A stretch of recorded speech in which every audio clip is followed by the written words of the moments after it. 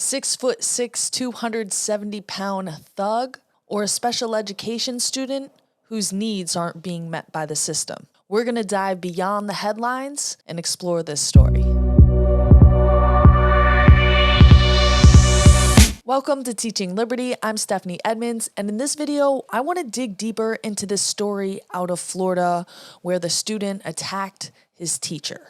It happened on February 21st, and yesterday, March 1st, there were some updates in the story. And as with any story, as more time passes, we get more details and we can gain a better understanding of what exactly happened and also what it means. I do want to emphasize that in this video, we talk about and watch footage of a very violent situation. So this is definitely not one you're going to want to watch around kids. Much of the initial reporting and commentary is reflected here in this policetribune.com article. The headline says, "Student viciously attacks teacher's aide for taking away video game in class." And the reason it was reported that way is, as we're going to see in this Flagler County Sheriff Office news release, which was put out the day following the incident, that's exactly how they describe it. However, what is not included in that report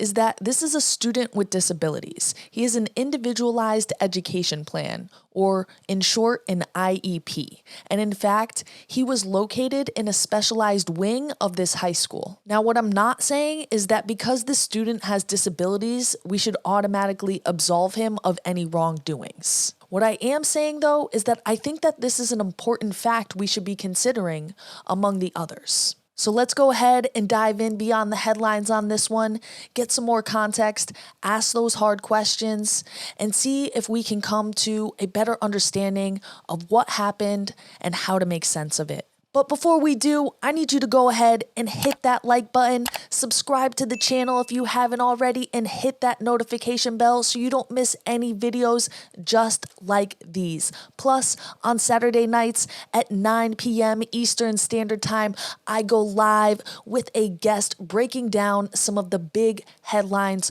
of the week. And for more political takes and a little peek into my personal life from time to time, make sure you follow me over on Instagram and Twitter. I'll also link those down in the description below. For even more Teaching Liberty, head over to teachingliberty.org, check out the shop, check out the community, a lot of cool stuff going on over there, and I look forward to building even more with you. Let's go ahead and get into this with that news release from the sheriff's office. The headline of the news release reads, "Matanzas high school student arrested after violently attacking paraprofessional school employee." So it says that the employee is a paraprofessional, and this is someone who works with students with disabilities. It can be mandated by their individualized education plan, that IEP.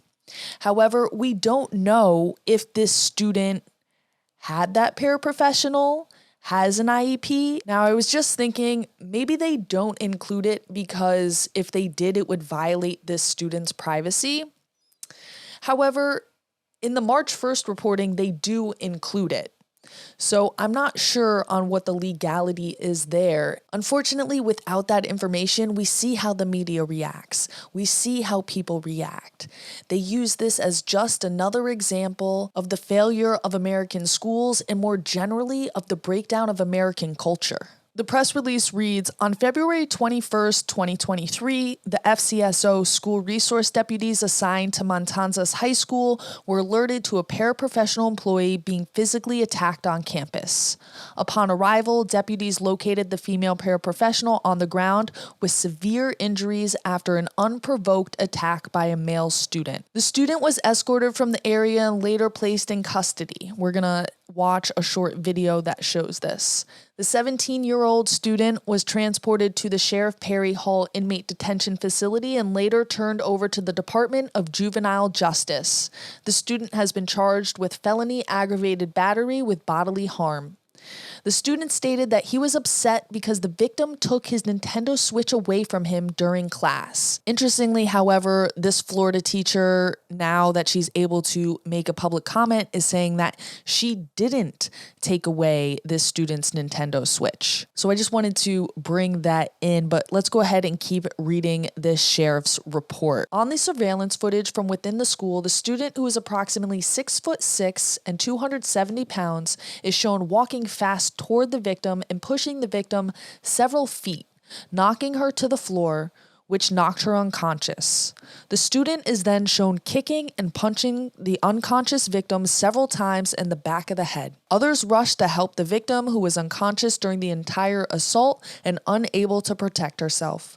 The victim was transported to a local hospital for treatment of her injuries. I do believe that this accurately describes what you can see on the video footage. It then goes on to quote the sheriff, who said, "The actions of this student are absolutely horrendous and completely uncalled for. We hope the victim will be able to recover both mentally and physically from this incident.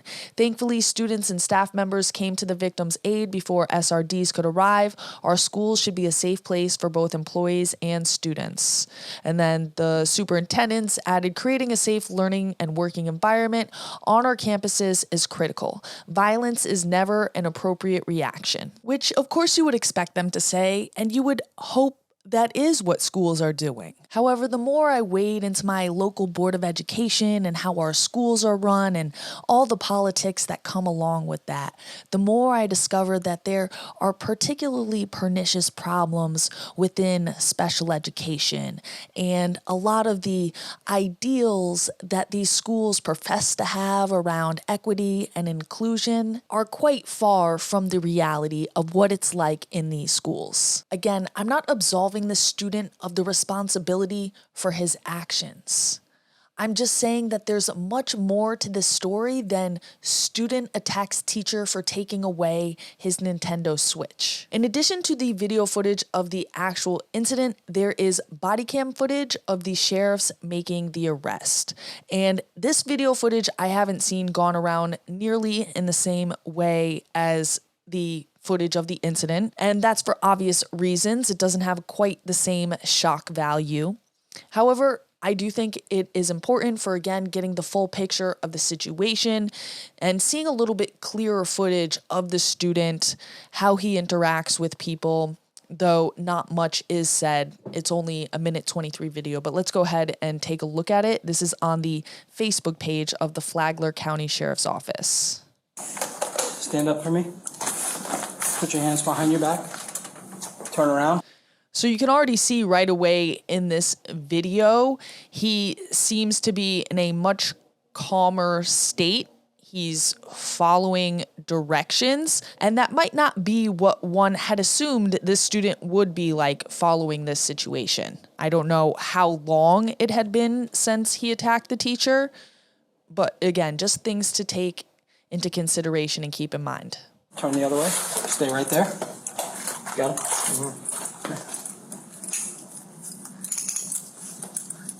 Oh, so that's why they call me self-suspicion. Where's this one, bud? Hold on. I'm going to take your watch off. You'll get it back. That way it doesn't pinch you. Brennan, your watch is going in your pocket. Okay? Watch is in your pocket. Am I going to jail? Yes, you are. For how long? I do not know. I don't make that determination. I'm gonna double lock them. Deputy King's locking them, so when you sit down, they don't tighten up, okay? And this person who's standing here, he appears to be a teacher, just monitoring the situation, I guess. Is that your bag? Is that your bag? Yes. Okay, and this is your laptop? Yes. All right, we'll put it all together and we'll get it down. I'm gonna bring them Here. Go ahead, go with Deputy King. Look at me. You gonna be cool with Deputy King and I? Huh? Fuck you. I don't want to go to jail. Well, Brennan, look at me. Look at I me. have more important places to be. I understand. You can stop manhandling me. It's not like I'm Nobody's manhandling you, Brennan.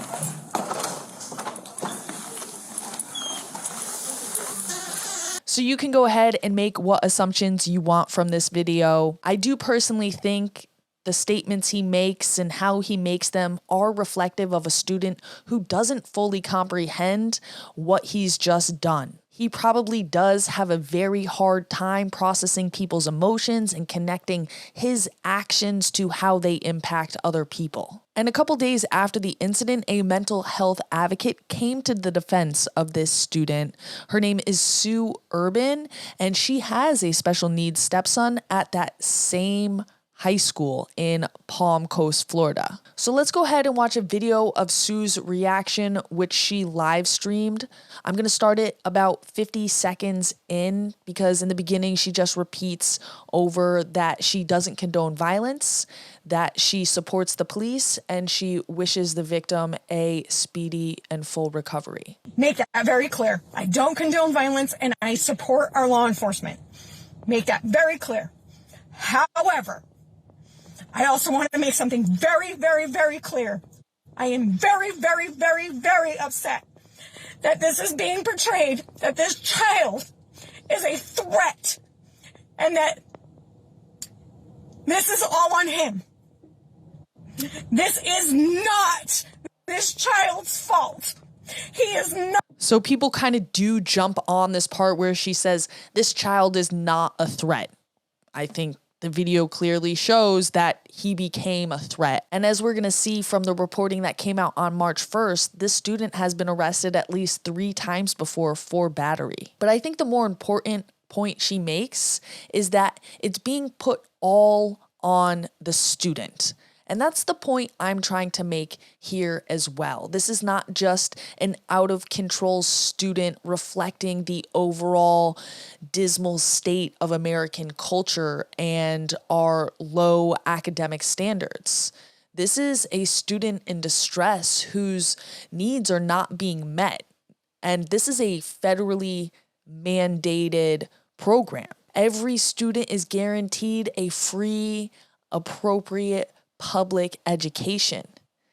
And this school is clearly unable to meet this student's needs. Let's go ahead and keep watching her reaction. Not a threat. That post needs to be removed from the Flagler County Sheriff's Office website.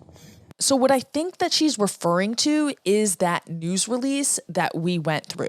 I used the Wayback Machine to check out their website on that date and the following ones, and it's the only thing that I could find that she would be referring to, but I couldn't find it in any of the reporting either. This is a mental health issue. This is a problem with our system. It is broken. And again, as I wade more and more into the public schools and the services provided, special education and otherwise, really, it's just not adding up and the students aren't getting what they need. She's making very valid points here. Also, her service is kind of bad, so that's what the choppiness is about. The fact that you cannot disclose certain information because of HIPAA, I understand. Sorry, I'm on public Wi-Fi. I'm at the library. This is not an issue with law enforcement. So she started to say there about, okay, you can't release certain information because of HIPAA, so perhaps that's why it wasn't included in the reporting. However, she wants it on the record that this isn't just a out-of-control student who was arbitrarily attacking a teacher or attacking her because she took his game. There's other facts to consider here, as I've been saying. A mental health issue. That child is on a behavioral wing at the high school. He's in a specialized part of the building. She called it a behavioral wing, so it seems to be made particularly for special education students who have behavioral issues. Has mental health issues. He is just that, a child. That teacher should have never, paraprofessional, should have never been left alone in a situation where she could have been attacked. That post needs to be removed. That child is that a child? I am sick of these kids being labeled as a threat. This is a mental health issue. We need to start teaching and treating mental health as just that. That child should not have been transported to jail. He should have been transported to a mental health facility. So you can see she is extremely upset there, but nonetheless, I think making valid points that should be brought into the discussion. Unfortunately, the more common reactions and conversations taking place online seem to be along these lines, where people are putting mental health advocates in air quotes, suggesting that Sue has no idea what she's talking about, or as the New York Young Republicans say in their quote tweet of that tweet, Sue Urban does not know a threat when she sees one. So again, focusing on this word threat, which I think is a fair pushback to what Sue says. This child is obviously a threat. In this situation, he is committing violence. However, by focusing on this point, they miss the larger point that she's trying to bring. They miss the nuance that is important for really understanding the situation and making sense of it. And that leads them to say this next statement, which I think is way off base. This juvenile should be punished as severely as possible. Menaces like this belong behind bars. Law and order. Of course, we need law and order, and there are times and places for the full force of the law to be brought down upon a person, but we have legal precedent for people who are insane, who do not have full mental capacity, that there's a different way that we handle these situations. And I think that this is one of those circumstances. We're not talking about a general education student who doesn't have a history of mental illness or violence. And there's really only one thread I could find on Twitter trying to have this discussion, and that's Moms for Faith. This is a mom who has a child with special needs. She is a special education advocate, and I've actually had her on a live before over on Instagram. What she's doing is bringing in, again, some much needed context. People need to be educated on exceptional student education. They should also be educated on impulsive aggression behavior. Most times, children do not understand the consequences of the behavior. So very similar to some of the things that I was saying before, we have to take these things into consideration. And then the next piece I think is of crucial importance, so underrated and misunderstood. Children's behavior is inextricably linked to their level of reading. Therefore, if you have a high school student who is reading at a elementary school level, their behavior is going to be more reflective of that reading level than of their actual grade age. A little fun fact, if you can call it that. I was looking up statistics for my state here in Connecticut, and over 75% of the population in our state prisons does not have a high school diploma.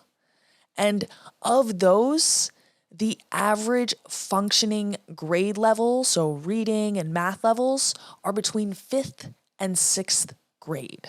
So you can see again, behavior is very reflective of one's reading levels, and your reading levels really put a ceiling on your other cognitive abilities. You know, if you can't read, it becomes really hard to do math really quickly. And that goes for all the other subjects. You have to read to be able to access the curriculum. Of course, we don't know this particular student's academic situation. Perhaps he is proficient in reading and reading comprehension and math and the other subjects.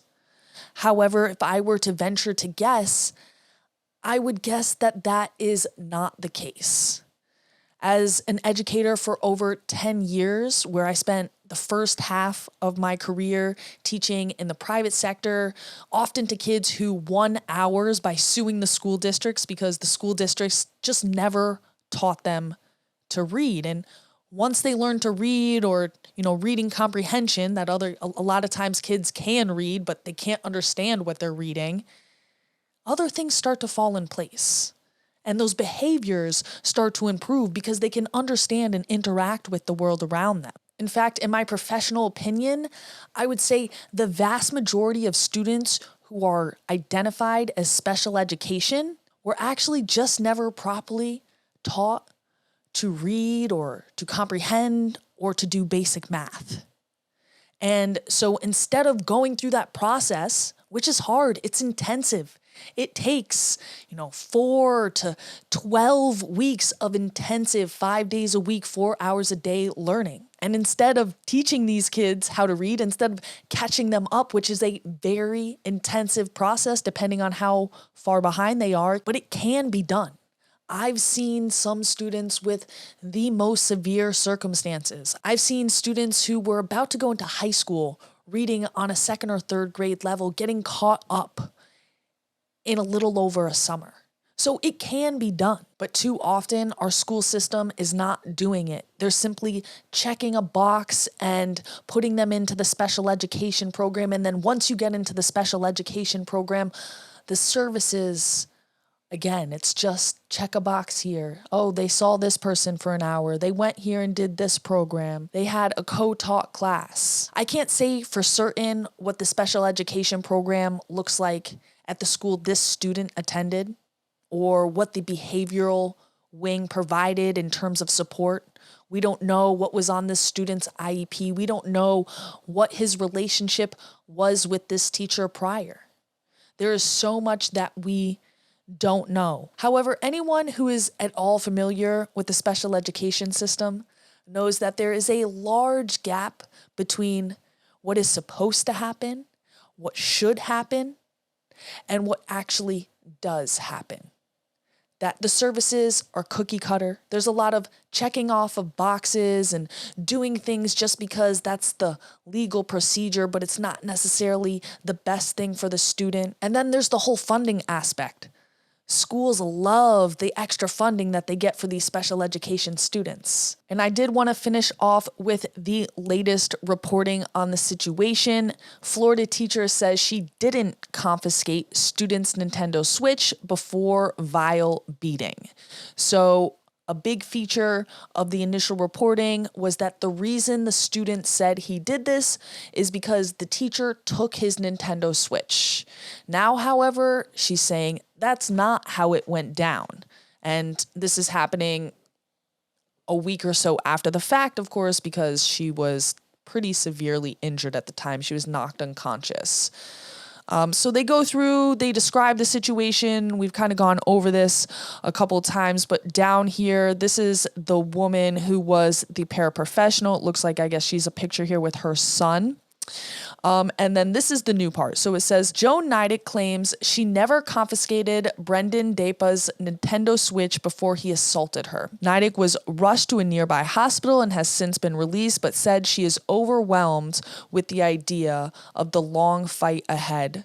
I am hopeful that awareness of this incident being spread far and wide will prevent anyone else from ever dealing with the trauma, physical healing, and disruption of everyday life this has caused, Neidick said on GoFundMe, where more than $66,000 has been raised for her. And I'm certainly glad to see that she is recovering and able to make a comment. So the article continues, Dapa, who's the student, will be tried as an adult for the brutal beatdown on school property.